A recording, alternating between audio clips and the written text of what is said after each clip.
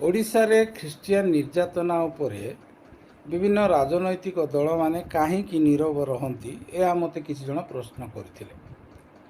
ଆପଣମାନେ ଜାଣନ୍ତି ଓଡ଼ିଶାରେ ତିନୋଟି ମୁଖ୍ୟ ଦଳ ବର୍ତ୍ତମାନ ରହିଛି, ବିଜେପି, ବିଜେଡ଼ି, କଂଗ୍ରେସ। ବିଜେପି କେବେ ବି ଖ୍ରୀଷ୍ଟିଆନମାନଙ୍କର ସହାୟତା ପାଇ ଆଗେଇ ଆସିବ ନାହିଁ, କାରଣ ଖ୍ରୀଷ୍ଟିଆନ ଓ ବିଜେପି ମଧ୍ୟରେ ଗୋଟେ ବୈଚାରିକ ସମନ୍ୱୟ ନାହିଁ। କଥା କହିବାକୁ ଗଲେ ଅନ୍ୟ ଦଳମାନେ ମଧ୍ୟ ସେଥିରେ କୌଣସି ପ୍ରକାରେ ସହାୟତା କରିବେ ନାହିଁ। ମୂଳତଃ କିଛି କାରଣ ଗୁଡ଼ାକ ରହିଛି। ପ୍ରଥମ କାରଣ ହେଲା ରାଜନୈତିକ କଳନା। ସେମାନେ ଏକ ଦୃଢ଼ ମତ ଧରନ୍ତି ଯେ ହିନ୍ଦୁ ସଂଖ୍ୟାଗରିଷ୍ଠ ଭୋଟର ଅଂଶ ଗୁଡ଼ିକ ସେମାନଙ୍କ ଠାରୁ ହୁଏତ ବିଚ୍ଛିନ୍ନ ହୋଇଯାଇପାରେ। ଏହି ଭୟରେ ଦଳମାନେ ଖ୍ରୀଷ୍ଟିଆନମାନଙ୍କର ଏହି ସମସ୍ୟା ସମୟରେ ଆସି ଠିଆ ହୁଅନ୍ତି ନାହିଁ।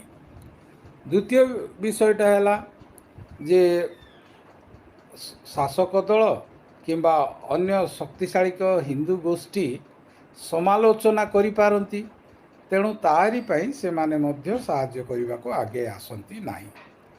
ଏବଂ ଧ୍ୟାନ ଦେବାର ତୃତୀୟ ବିଷୟଟି ହେଲା ଦଳଗୁଡ଼ିକ ସେହି ପ୍ରସଙ୍ଗ ଗୁଡ଼ିକୁ ପ୍ରାଥମିକତା ଦେଇଥାନ୍ତି ଯାହାକୁ ସେମାନେ ରାଜନୈତିକ ଭାବରେ ଅଧିକା ସୁବିଧାଜନକ ବୋଲି ଭାବନ୍ତି କିମ୍ବା ଭୋଟରମାନଙ୍କୁ ଅଧିକ ପ୍ରଭାବିତ କରିପାରିବେ, ସେହି କଥା ଚିନ୍ତା କରନ୍ତି।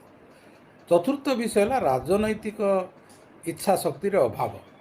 ସଂଖ୍ୟାଲଘୁଙ୍କର ଭୋଟ ଓଡ଼ିଶାରେ କମ୍, ତେଣୁ ସଂଖ୍ୟାଲଘୁ ପ୍ରତି ଗୋଟେ ବିଶେଷ ଉଦାସୀନତାର ନଜିର ରହିଛି। ତେଣୁ କୌଣସି ରାଜନୈତିକ ଦଳ ତା ଉପରେ ଗୁରୁତ୍ୱ ଦିଅନ୍ତି ନାହିଁ।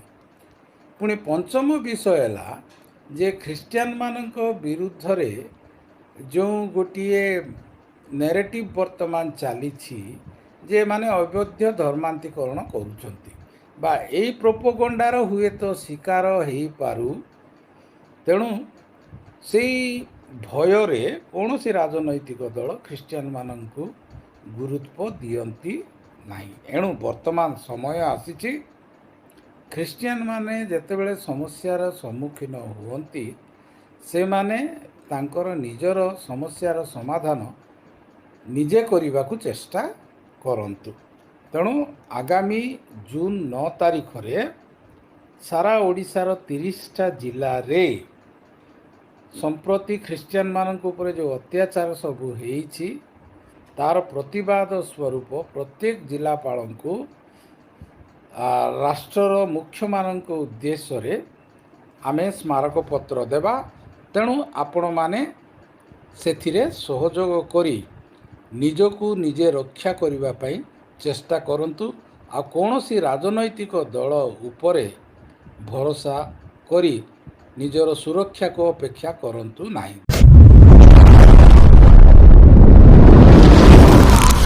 ସମସ୍ତଙ୍କୁ ପ୍ରେସର ନମସ୍କାର। ମୁଁ ତ ବ୍ୟସ୍ତ, ଆପଣ ଦେଖୁଛନ୍ତି ଜେପି ଓଡ଼ିଆ। ଆପଣ ସମସ୍ତଙ୍କୁ ଜେପି ଓଡ଼ିଆ ଚ୍ୟାନେଲରେ ସ୍ୱାଗତ କରେ। ପ୍ରିୟମାନେ, ଚ୍ୟାନେଲକୁ ଯଦି ପ୍ରଥମ ଥର ପାଇଁ ଆସିଅଛନ୍ତି ଆମ ଚ୍ୟାନେଲକୁ ସବସ୍କ୍ରାଇବ କରି ବେଲ୍ ଆଇକନ୍ ପ୍ରେସ୍ କରନ୍ତୁ, ଯାହାଦ୍ୱାରା ଆଗାମୀ ପ୍ରତ୍ୟେକ ଦିନର ଭିଡ଼ିଓ ଆପଣମାନେ ପାଇପାରିବେ। ବର୍ତ୍ତମାନ ଆପଣମାନେ ଭିଡ଼ିଓରେ ଦେଖିବାକୁ ପାଇଲେ ରାଜନୈତିକ ଦଳର ଲୋକମାନେ ଖ୍ରୀଷ୍ଟିଆନ ମାନଙ୍କ ସପକ୍ଷରେ ଠିଆ ହୁଅନ୍ତି ନାହିଁ କାହିଁକି, ଆଉ ଖ୍ରୀଷ୍ଟିଆନ ମାନଙ୍କ ପ୍ରତି ହେଉଥିବା ଅତ୍ୟାଚାରକୁ ସେମାନେ ଅଣଦେଖା କରନ୍ତି କାହିଁକି। ଆମେ ଜାଣିଅଛୁ ଆମ ଓଡ଼ିଶାରେ ପ୍ରାୟ ମାଇନରିଟି କାଷ୍ଟର ଲୋକମାନେ ବହୁତ କମ୍ ଅଛନ୍ତି, ଆଉ ମେଜରିଟି କାଷ୍ଟର ଲୋକମାନେ ହିନ୍ଦୁ ଲୋକମାନେ ବହୁତ ଲୋକ ଅଛନ୍ତି। ଆଉ ସେମାନଙ୍କର ଉଦ୍ଦେଶ୍ୟ ଭୋଟିଂ କରିବା ଏବଂ ରାଜନୀତିକୁ ସେମାନେ ସକ୍ସେସ୍ ଭାବରେ ଆଚିଭମେଣ୍ଟ କରିବା। ତେଣୁକରି ସେମାନେ ଖ୍ରୀଷ୍ଟିଆନ ମାନଙ୍କ ବିରୁଦ୍ଧରେ ହେଉଥିବା ଅତ୍ୟାଚାରକୁ କେବେ ମଧ୍ୟ ସେମାନେ ଖ୍ରୀଷ୍ଟିଆନ ମାନଙ୍କୁ ସାଥ ଦିଅନ୍ତି ନାହିଁ। ସୋ ଆମମାନଙ୍କ ମଧ୍ୟରେ ଜଣେ ସାର୍ ଅତି ଉତ୍ତମ ଭାବରେ ଏହି ବିଷୟକୁ ନେଇ ଏକ୍ସପ୍ଲାନେସନ୍ କରିସାରିଅଛନ୍ତି।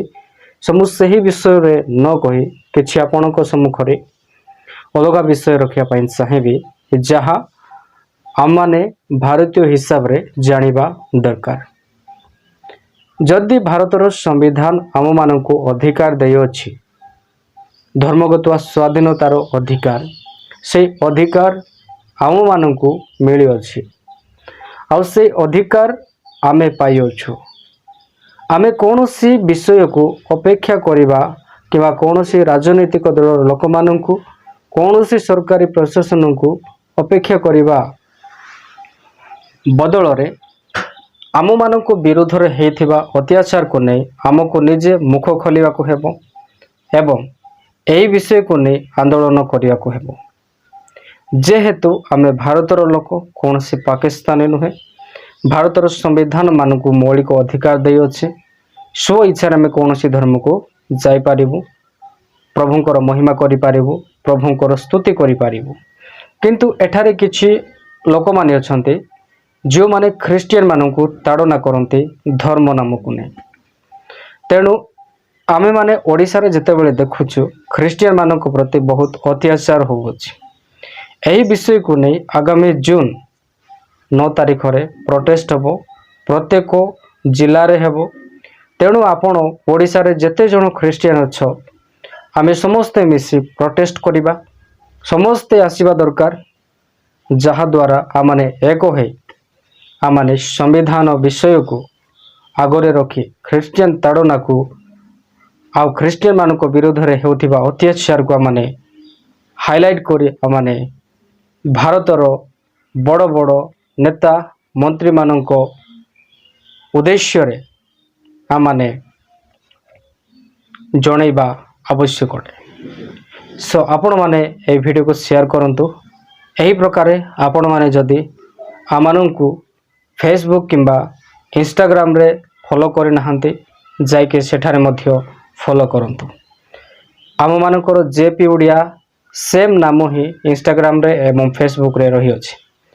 ଫାଇନାଲି ଭିଡ଼ିଓକୁ ବେଶୀ ଲମ୍ବା କରୁନାହିଁ, ଏତିକିରେ ସମାପ୍ତ କରୁଅଛି। ପୁଣି ଦେଖାଇବା ଆଗାମୀ ଭିଡ଼ିଓରେ। ଆପଣ ସମସ୍ତଙ୍କୁ ପ୍ରେଜ୍ ଦ ଲର୍ଡ।